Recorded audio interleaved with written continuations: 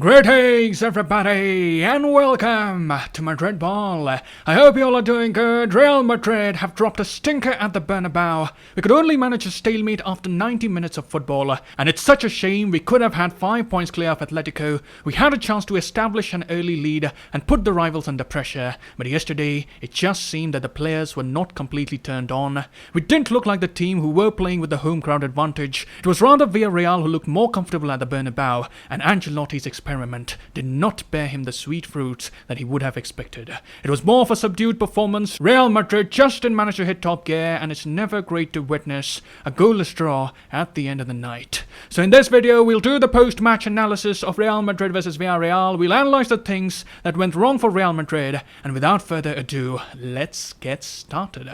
And having a look at the lineup, there was Courtois in goal. Ancelotti went with the back four of Alaba, Militao, Nacho and Valverde. In the midfield, we had the trio of Modric, Casemiro and Asensio, and in attack we had Vinicius, Benzema and Rodrigo.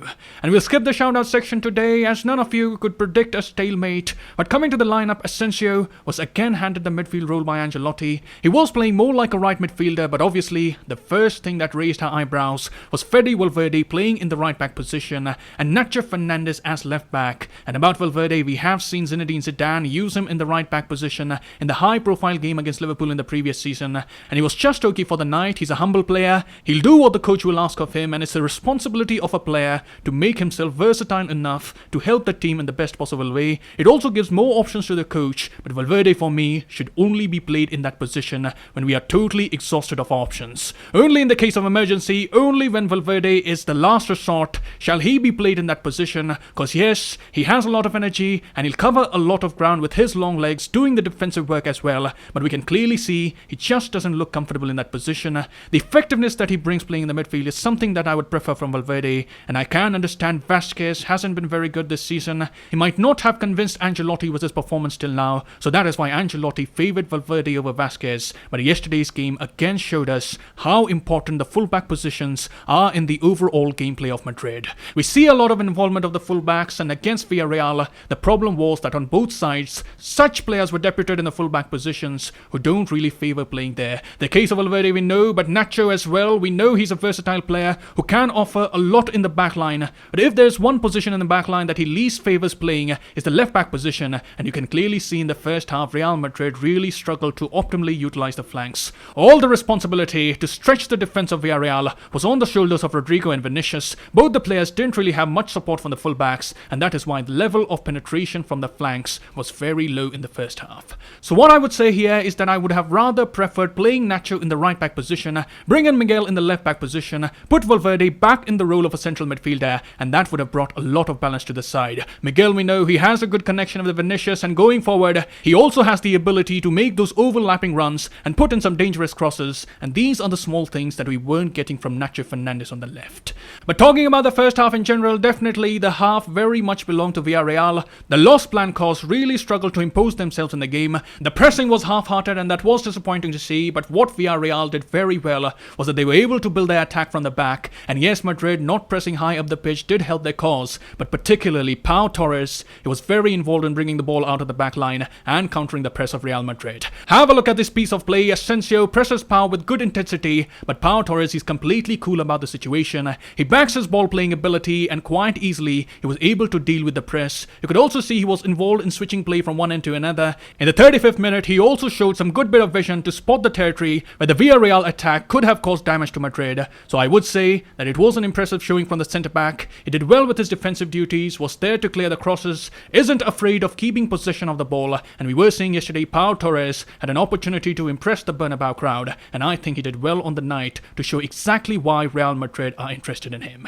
And coming back to the first half performance of Villareal, they were the team in control, they were the team with better chances, and to the surprise of nobody, we again needed Courtois to make a fabulous save. It was in the 12th minute, Danjuma had the ball at his feet. The defensive structure of Real Madrid wasn't quite there. They were caught on the counter. Danjuma takes the initiative to dry out the defense. Valverde and Asensio were attempting to stop him in his tracks, but it just wasn't enough. Danjuma skips past the defender and has a crack at goal. It was a heart-in-the-mouth moment for Real Madrid, but again, the Belgian wall Thibaut Courtois comes up with a sensational save. For a moment, I did think that it was going to go in, but Courtois again showed his class. He gets down quickly to deal with the shot, and he showed exactly why he is one of the best keepers in the world right now. But from that point onwards, Real Madrid really struggled to get hold of the game. Villareal had the possession, they had the intensity in the game, they had the passing and the creativity about the play, and had they had a little more quality in the front line, things could have been very difficult for Real Madrid. But to the credit of Villareal, what they effectively managed to do was that they got Real Madrid frustrated.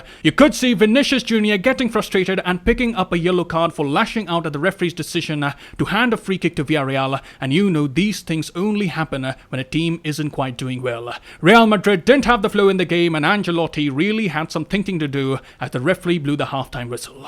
But coming to the second half, Ancelotti was proactive to bring Camavinga on, and things did improve from that point. Madrid did have the control. It also seemed that Ancelotti had asked the fullbacks to go forward more frequently, join the attack and help out the wingers on either side, and that certainly brought a lot of improvement in the game. But again, Real Madrid also had moments where Villareal, after bypassing the first and the second line of press, were able to find spaces in the final third. There were still some moments where defensively we did look vulnerable. You look at the instance in the 55th minute where Villareal got past the press, and once the midfield was taken out, there was so much spaces to exploit. Juan Foyth, the Argentine right back, did well to get past the pressure. He does a 1-2 with his teammate, and you can see here the Real Madrid defense was caught out, but the quality of the pass just wasn't good enough for Danjuma. Had he given a better pass, the attacker of Villareal could have driven at Courtois and could have got a goal, but fortunately for Madrid, that wasn't the case, and Danjuma was rushed into taking the shot without causing much damage to Madrid. So we all can agree it wasn't a convincing performance from Real Madrid, and defensively, Militao and Alaba did have their moments to show their class, but I have more of an issue with the defensive structure of this current Real Madrid side.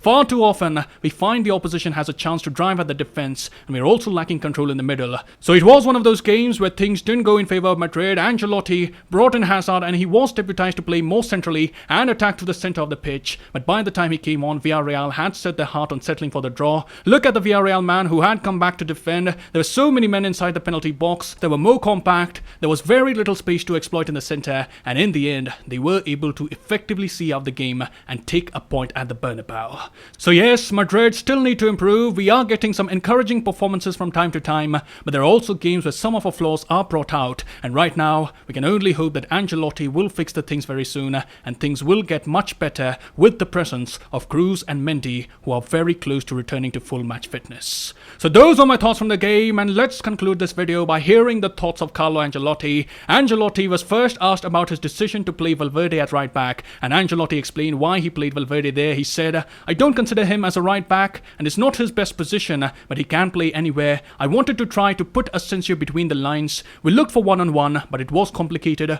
It was difficult to press high, and we had more control in the second. Villareal handled the ball really well from behind, and if you don't do good pressing, there is a risk." And then Ancelotti was asked if the lack of control was due to the fatigue of Modric and Casemiro, and on this Ancelotti responded, "We had problems with the pressing in the first half. It was not good. They had to cover a lot of the ground, but it was not fatigue. In the second, we played with a line of 3 midfielders, but with Modric higher up, and it was better."